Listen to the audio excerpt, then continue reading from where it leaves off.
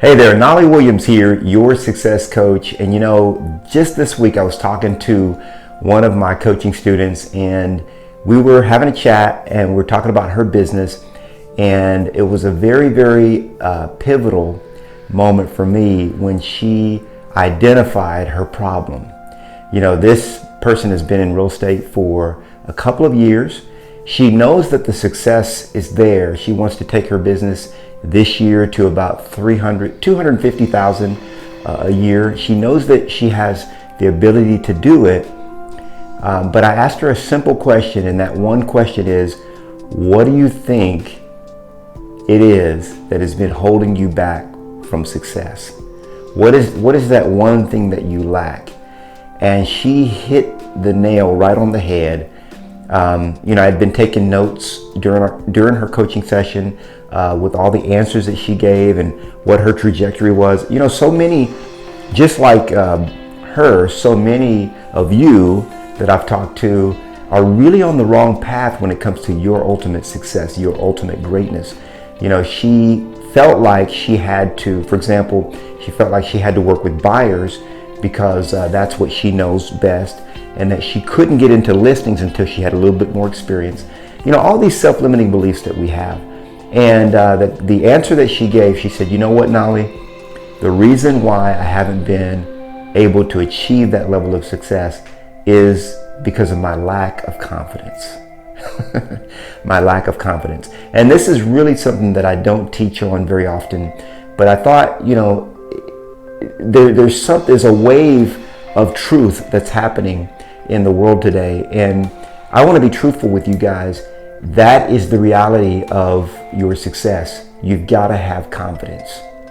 In Dr. Murphy's book, he talks about, that's in The Power of Your Subconscious Mind. Dr. Murphy says that the two principal reasons for failure are, number one, lack of confidence, and number two, too much effort. Too much effort. And we call that, this book was written long, decades ago, but we call too much effort, we call that the hustle and the grind. That's another thing that's been really preached in these modern times. But that's another big reason for failure, actually. That we'll tackle that in another video. But for today, I want to talk about this whole idea of confidence. When I was 18 years old, there are life moments that will prepare you to be confident really for the rest of your life. And I had one of these when I was 18. See, I had left home when I was 16 years old. Left home, I told my mom I was done with having a mother. Things that a child should never tell a mom. But I was a knucklehead, young, dumb, and thought I knew best. And I left home at 16, and I found my way. I started living with a friend of mine, and his mom was on drugs at the time, and I would pay my rent with drug money or with drugs that I sold, or that it was a dark time, put it that way. And I just gotten through a season where I was reconnecting with God. I was reconnecting to the faith of my childhood. Because when I was 10 years old, I dedicated my life to God, and He accepted my dedication. But then when I was about 13 or 14, I said, wait a minute, there's more to life than this God thing. And I wanted to taste what was on the other side. So I tasted that for several years, and found out that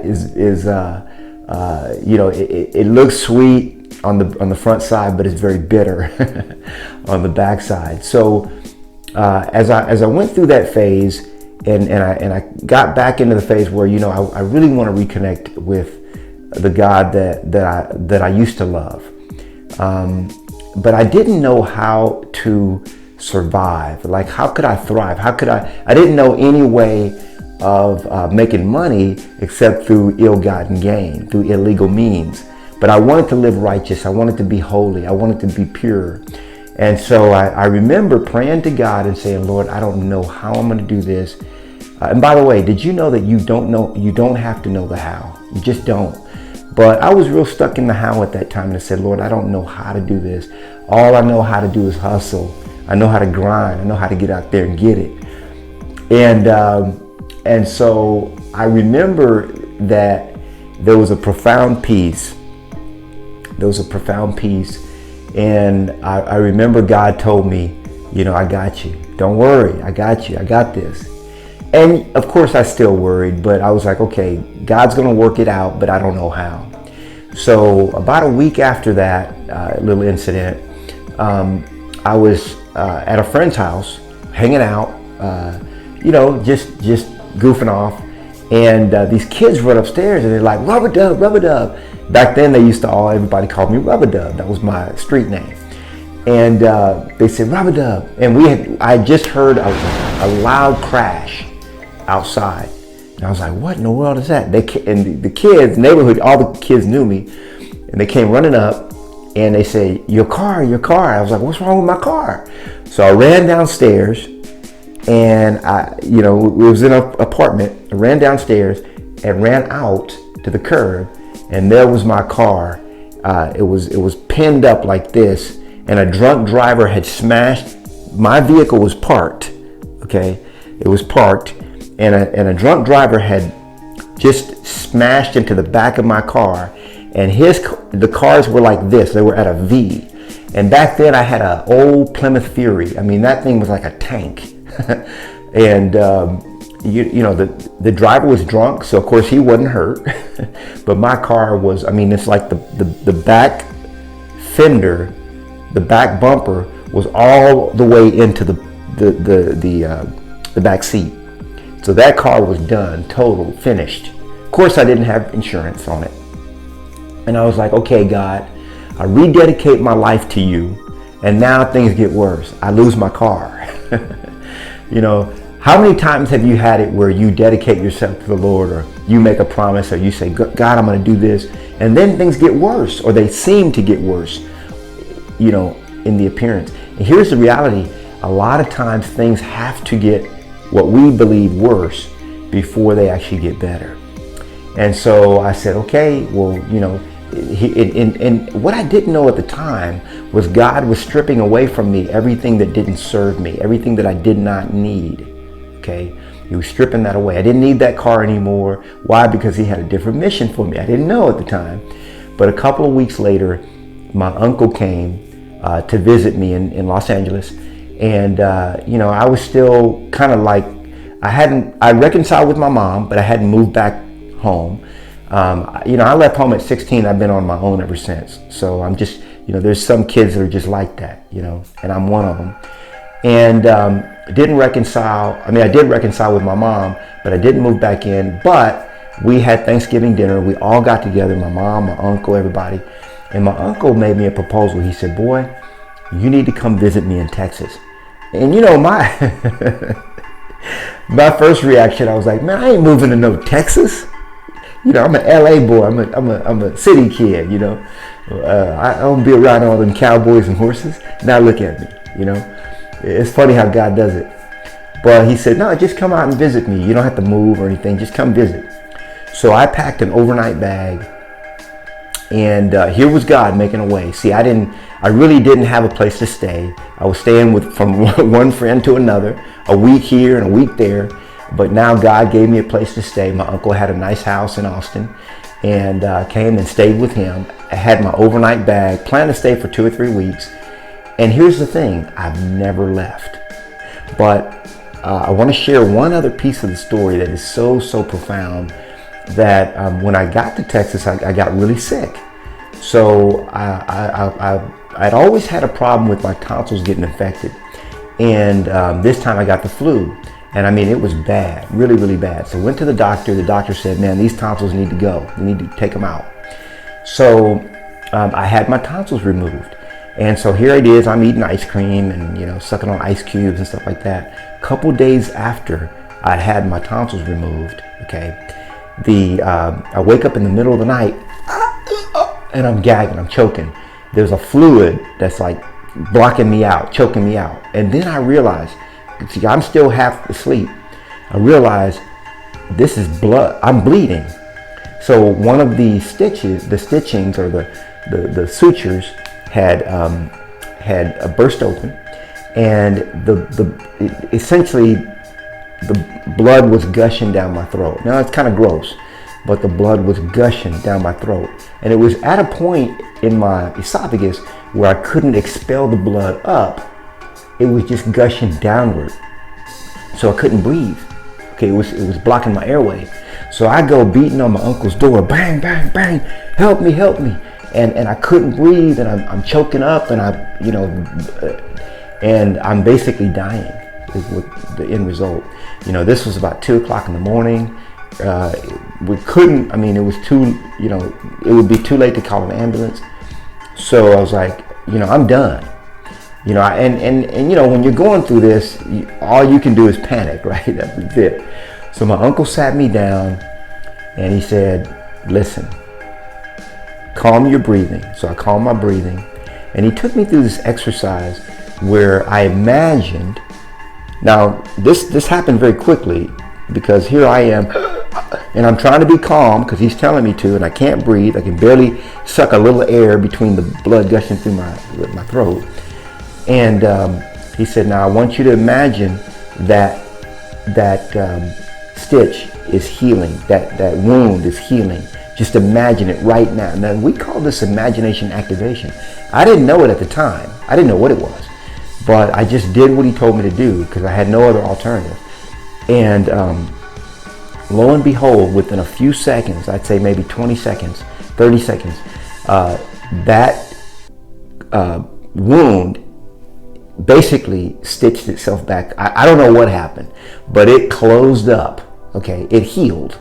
Okay, a healing occurred, a miracle occurred, and it was the power of God, and it was the So I went into the imagination, and I saw that wound healing as he guided me through, almost like a guided meditation, if you will.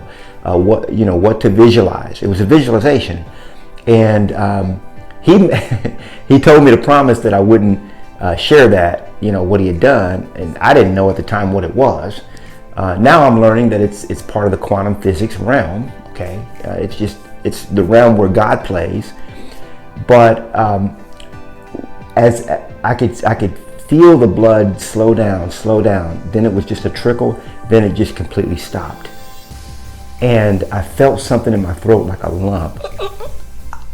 So I ran to the bathroom and I expelled a large blood clot. Okay, I know this sounds gross. It is gross, but this is what happened. Okay, and all I can explain or understand is that somehow in that healing, the blood pooled into a clot instantaneously, and the whatever blood was gushing out at that time just kind of, time stood still, and that thing healed and it expelled out. Never had a problem with it again. Done, healed, finished.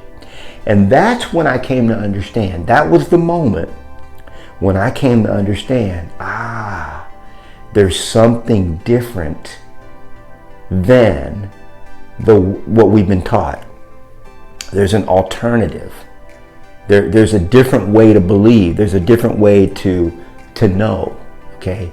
And that was the point. Got to tell you, that was the point when I knew that whatever I believed, I could actually achieve. If I believed it enough, because I saw it it saved my life.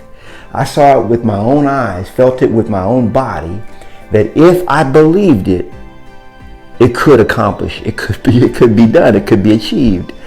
And that's the reason why from the time I was 18 years old and onward, anytime that I've had a goal, I've smashed it, I've crushed it. By the time I was 25, I'd hit every single goal that I'd ever set.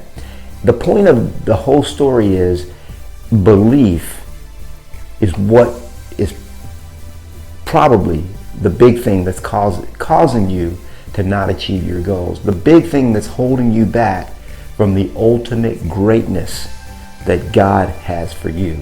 You've got to believe. You've got to believe and not doubt. See, from that point on, that was a great gift that God gave me. The gift of that suture opening up and going through that experience.